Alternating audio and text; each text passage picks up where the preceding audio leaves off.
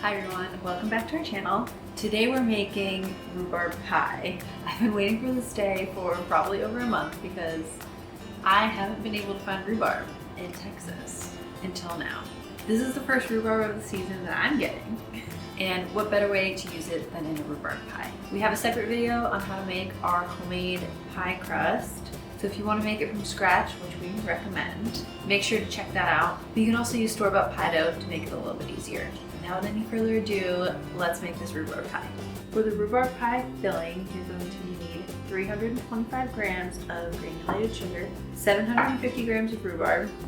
It is quite a lot of rhubarb, but it will cook down. About a teaspoon of vanilla extract or vanilla bean paste, a pinch of salt, and for thickening the filling, I'm using 45 grams of flour. And of course, for a pie, you're going to need pie dough. You can use our basic pie dough recipe, which makes enough to fill a 9.5 inch or 24 centimeter pie pan and make a lattice for the top. Before I start rolling out the pie dough, I'm going to combine my filling and then just let it sit for a bit. Rhubarb's going in. And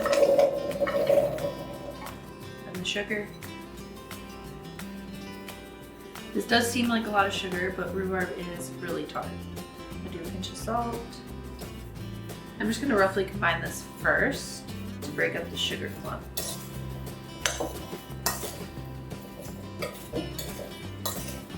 And then we'll add in our flour. And last but not least, our vanilla.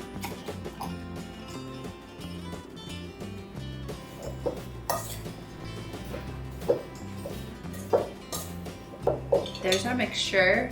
We're going to set this aside for now and then start working with our pie dough. Before we start rolling out the dough, preheat your oven to 420 degrees Fahrenheit or 215 degrees Celsius. We have our chilled dough. For the base of the pie, we're going to need about 2/3 of this dough, so we're going to split that up. I'm going to wrap up the last 1/3 and put that back in the fridge while we roll out our base. And I'm going to flour my surface and then just press this into a circle or a disc. And then we're going to start rolling it out. Just making sure to rotate it every once in a while and add more flour if needed underneath.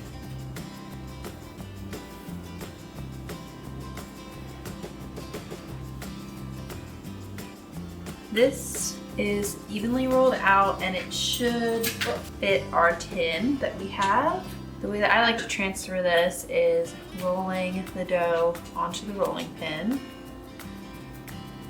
I almost forgot, I'm going to butter the bottom and the sides just as an extra precaution, make sure nothing sticks. And then we're going to take our dough and unroll it over the top of the pie tin. Or pie pan. I keep calling it a tin. Instead of pressing it down, because you might make holes in the dough, we're going to gently lower the edges down. And if you need to, you can like patch any bits that are showing. And then instead of trimming off the excess, I'm just going to take off where there's a lot of extra dough. To make a bit of a thicker crust, I'm going to fold it under. Now that the base is done, I'm actually going to pop this in the freezer while we work on the lattice.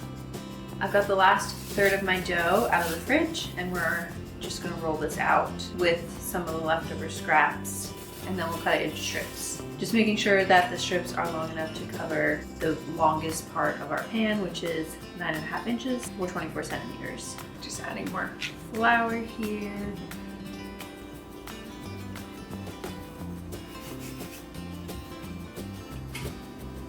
I'm just kind of rolling this out into a circle. I'm going to use a pastry cutter here, but I'm just going to trim off some of the rough edges. I'm not going to worry about the top and the bottom right now, because we'll trim those off later. And then I'll cut this down the middle. I'm trying to cut about 12 strips from this so that we can make our lattice.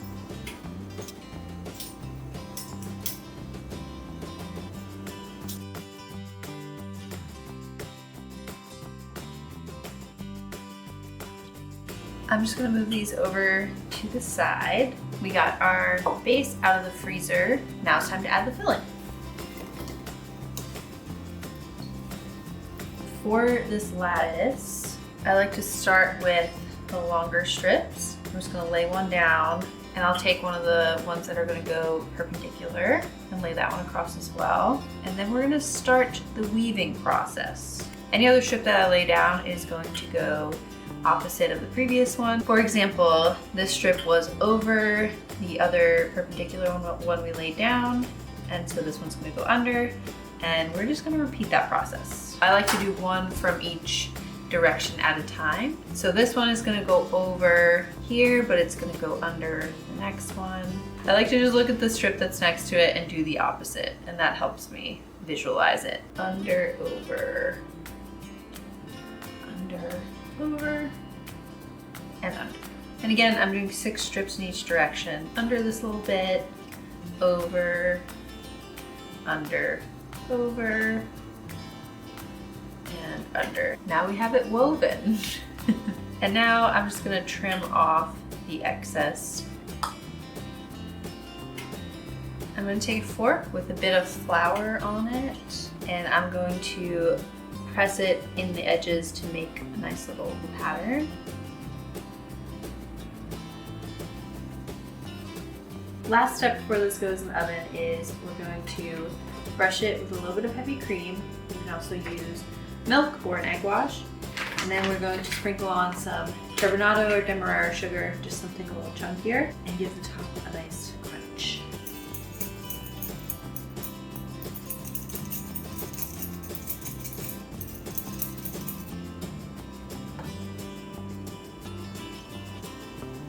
This is going to bake at 420 degrees Fahrenheit for around 15 minutes. And then we're going to lower the temperature to 350 degrees Fahrenheit or about 175 degrees Celsius. At the lower temperature, it's probably going to bake around 45 minutes.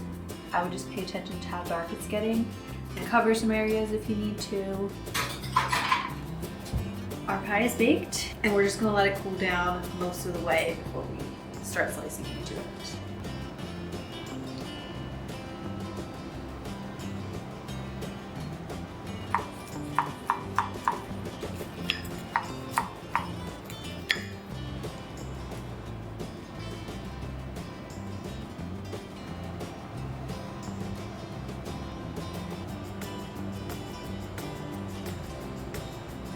I'm so excited.